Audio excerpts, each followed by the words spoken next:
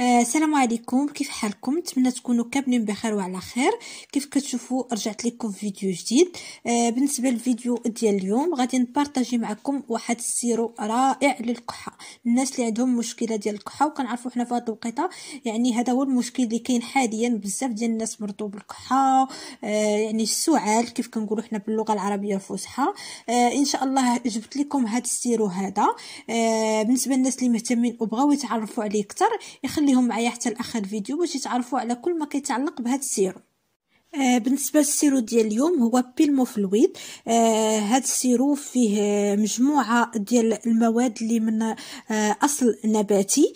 بالنسبه للسيرو ديالنا القاروره فيها 150 ملي، وبالنسبه للثمن ديالها فكدير 18 درهم، وهذا موجود غير في الصيدليات.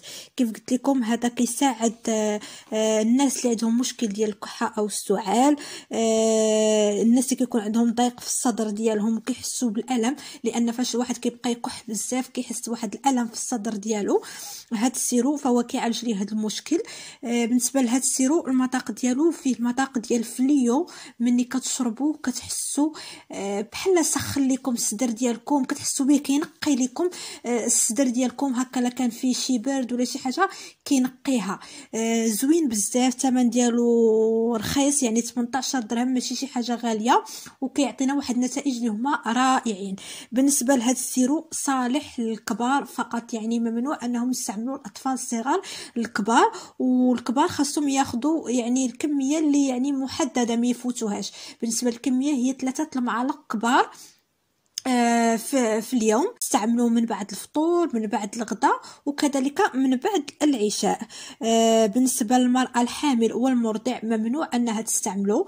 كيف قلت لكم هذا للبالغين والناس الكبار، والمراه الحامل والمرضع كتجنب انها تستعملو. وماشي غير هذا، اي دواء هي ما عارفاش فمن الاحسن ما تستعملوش حتى تستشير مع الطبيب ديالها، وهذا راه ممنوع. واخا تستشيروا مع الطبيب ديالكم غيقول لكم ممنوع انكم تشربوه. وبالنسبه لمده العلاج فهي ما تجاوزوش من 8 ايام حتى ل 10 ايام.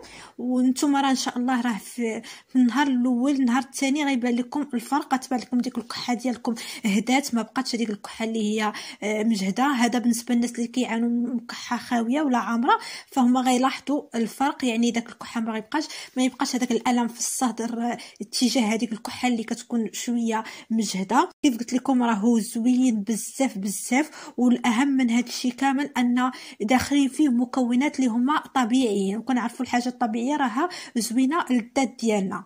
بالنسبه للناس اللي بغاو يستعملوه وهما ديجا كياخذوا شي دواء اخر هكا ديال السكر ولا ديال الطونسيون ولا اي حاجه كياخذوها، ما فيها باس انهم يدوا معاهم هذاك الدواء ديالهم ويمشوا عند الصيدلي ويسولوه، لان بعض المرات كيكونوا شي مواد في هذا الدواء وكيكونوا مواد في الدواء الاخر وما يعني ما كيتلاقاوش.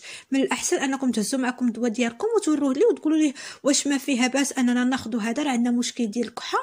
الا كان ما فيها باس راه غيعطيه لكم.